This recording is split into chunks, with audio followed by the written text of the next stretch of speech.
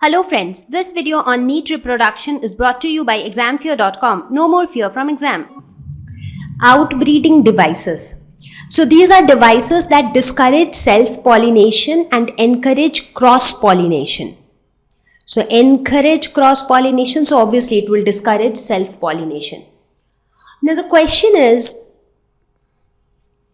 how do we do this? How do we encourage cross-pollination in plants?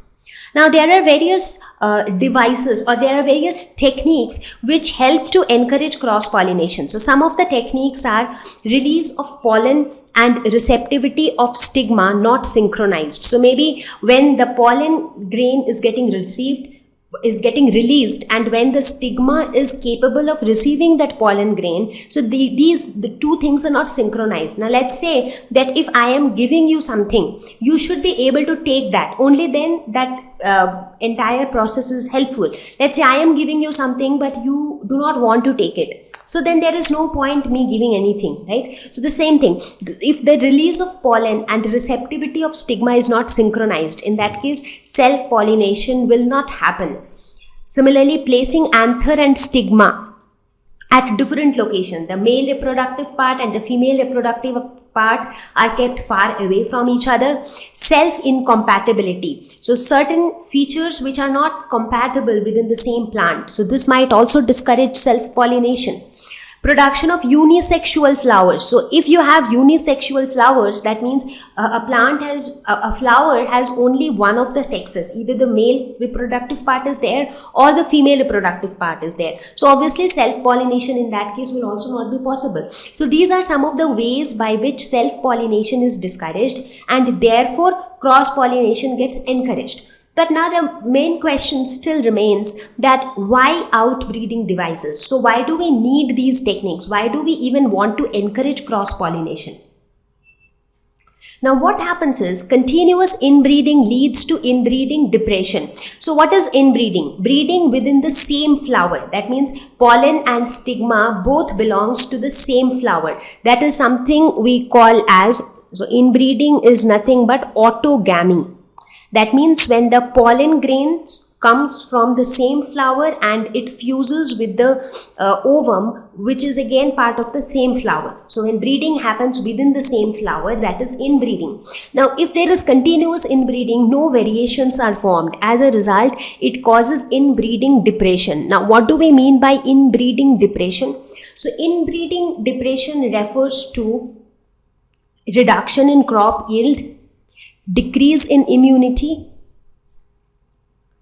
no new species are formed as new variations do not arise. So these are some of the symptoms of inbreeding depression.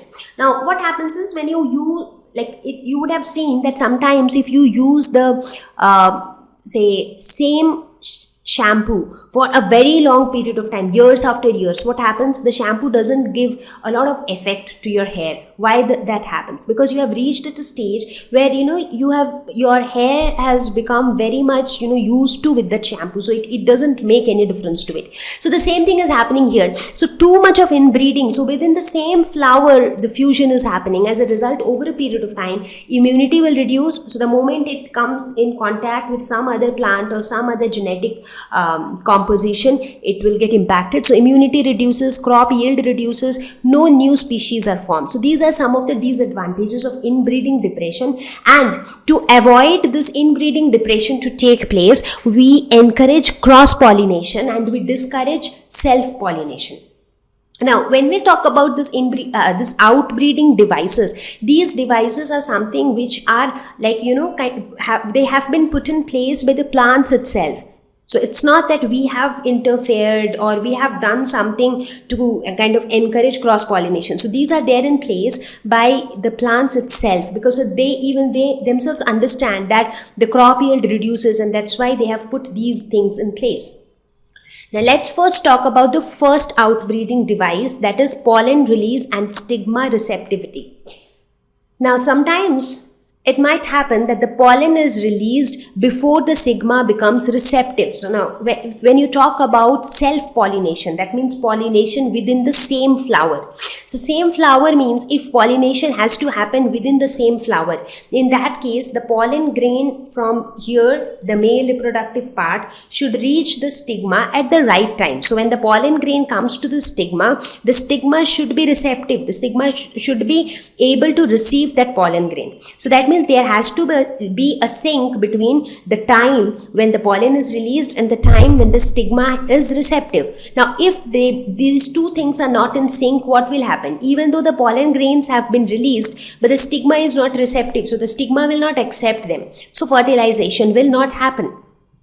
Right? So when that happens, in that case self-pollination will not take place. As a result, obviously cross-pollination will take place. Now pollen grain from some other flower might come and come to the stigma of this flower when the stigma is receptive, right? Now sometimes it might happen that the stigma becomes receptive even before the pollen is released. So basically there has to be a sync between these two timing. So the stigma has to be receptive during the same time when pollen is released. So both of these things has to be in sync, only then self-pollination happens. But when these two are not in sync, then what happens? Self-pollination doesn't happen and cross-pollination is encouraged. So that is why this is an outbreeding device. Let's look at the next outbreeding device, anther and stigma at different locations. Now in certain flowers, anther and stigma, anther the male reproductive part and stigma the female reproductive part, is a part of the female reproductive organ. So when anther and stigma, they are located far enough that it is difficult for them to come in contact. So in that case also self-pollination is not encouraged. Like in self-pollination, this is something which is desirable. But let's say that this part and this part, so this is the stigma and this is the anther. So if stigma and anther, they are located quite far from each other, in that case it is very difficult for the pollens to come from the anther to the stigma. So therefore self-pollination will not happen. So in this case pollen and stigma cannot come in contact with each other and therefore self-pollination is discouraged. So this prevents autogamy. Autogamy means pollination within the same flower. The third outbreeding device is self-incompatibility. Now, this is a genetic mechanism that prevents self-fertilization and it is extremely good for promoting generations with new genotypes in plants. Now, how this mechanism works is, this works by inhibiting one of the following factors. Like something happens which makes one of these possibilities happen. Like either it makes the pollen grains fail to germinate. So even though the pollen grains reach the stigma, but they fail to germinate, they do not germinate. Sometimes the pollen grains reach the stigma is receptive enough, but the pollen tube fails to penetrate full length of the style, because the pollen tube has to penetrate the entire length of the style so that it is able to reach the egg. So the pollen tube itself fails to penetrate. Sometimes it might happen that the pollen tube growth is very, very slow. It is so slow that it takes huge amount of time to actually take the pollens inside up to the egg cell. Fertilization fails due to egg cells degeneration. Now, even though the pollen grain has reached and it has in fact the pollen tube has been formed and the pollen grain actually reached near the cell, but something goes wrong with the egg cell because of which fertilization between the pollen and the egg can't happen. Fertilization fails due to early degeneration of the embryo. Sometimes even if fertilization happens, but the embryo which is formed gets degenerated very early. Now, if any of these happen, what happens? Self-fertilization can't take place. Now, the question is, what causes all of these? What makes one of these happen? So, this entire mechanism is controlled by a gene. Let's call that as the S gene. And this S gene has many different alleles in a species population. Right? Now this S gene has a protein coding region, one expressed in the pistil and the other one expressed in the anther. So basically one in the male reproductive part and the other one in the female reproductive part. So whenever there is a presence of an incompatible allele, so that presence of an incompatible allele, so if you have an incompatible allele of this S gene, it can block one of these factors and therefore prevent fertilization. So presence of an incompatible allele of the S gene can cause one of these, like it can fail the pollen grains to germinate, or it can make the growth of pollen tube very slow, or it can make the pollen tube to fail to penetrate the full length of style. So it can fail one of these. Now the moment one of these fails, fertilization doesn't happen. So self-fertilization is discouraged. So this self-incompatibility is completely because of genetic reasons, because of the presence of a particular gene, and if incompatible alleles are present, you see self-incompatibility. Like in this case, if you see, these are the various pollens, but we do not know if they are compatible ones or incompatible ones. Now, as I was saying, that this gene has multiple alleles. Let's say SA, SB, SC, these represents its alleles. So whenever you have a defective or incompatible allele, you see one of these taking place, and as a result, self-fertilization is discouraged.